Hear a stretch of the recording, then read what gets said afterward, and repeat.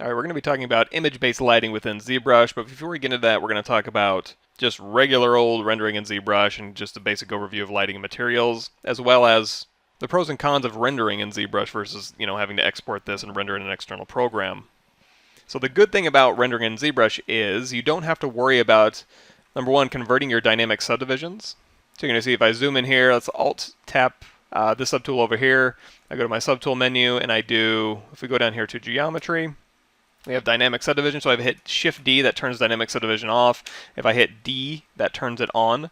Same thing for these tubes over here, I can turn those on and off. Basically anything that's just box modeled in here, and I have a preview of what it would look like if it was subdivided, but I haven't actually applied those subdivisions, I can just keep that really cheap within ZBrush and not have to pay the cost of real geometry.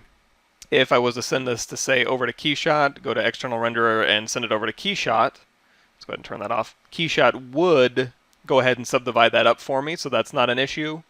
As well as this array mesh down here.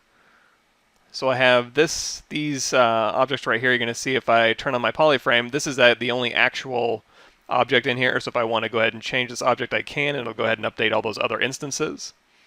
If I go here to my array mesh menu, you're going to see we have two stages. We have one stage, which is just this side over here, and then I go ahead and mirror that in the second stage. So again, if I go ahead and make any changes to this one object right here, it'll change those instances downstream. And if I wanted to render this in an external program, if I wanted to send it through ZBrush Bridge to Keyshot, it would go ahead and convert those for me. However, these dynamic subdivisions, again, if I do Shift-D and D, you're going to see those aren't real.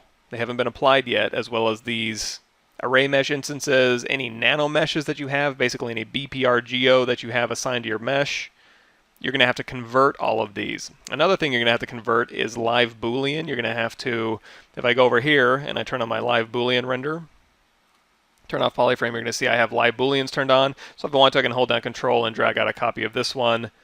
We can push this one further in, further out. And if you want more information on my live Boolean render, you can go to my YouTube channel, my Gumroad, or my ZBrush page, and you can download or just watch it on my YouTube channel. The ZBrush 4R8 What's New. That'll run you all over the new live Boolean functionality. But the cool thing about this is I'm getting a preview of what my Boolean is going to look like before I apply it. Now if I go ahead and undo that, so you're going to see if I turn live Boolean off, I just have an object sitting here that's subtractive, and if I turn live Boolean on, that's what it's going to look like when it Boolean that mesh out. Now because I'm rendering in ZBrush, all I have to do is hit this BPR button, and that'll go ahead and render within ZBrush my array meshes, my nano meshes, my fiber meshes, my dynamic subdivisions, and my live Booleans, and I don't have to do anything else. It just renders all of that. If I send those to Keyshot with the bridge, Keyshot will handle all of that, except for the live Boolean. I would actually have to go down here, again with my start groups, and say Boolean, make a Boolean mesh with dynamic subdivisions on. Again, go to my intro to my ZBrush 4R8 What's New playlist to get more information on that. So you would have to convert that to go to Keyshot.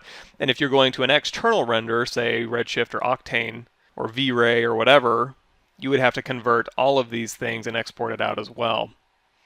So what you could do is you can go up here to Z Plugin. You can go to Clean Tool Master, and right down here at the bottom you can convert all of your dynamic subdivisions to real subdivisions by this DS All button, and also convert all of your nano mesh and array mesh geometry to real geometry hitting BG All. This is your BPR to Geo.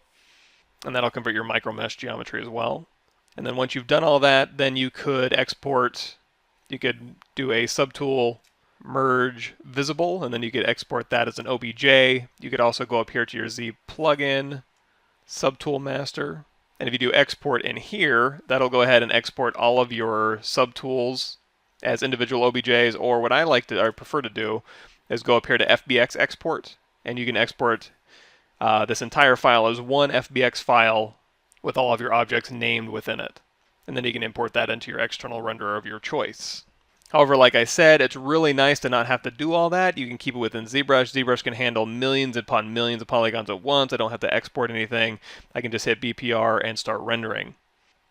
Now there is a lot of control that you can do in ZBrush to get the type of render that you want, including, again, which we're going to get to, is the image-based lighting options.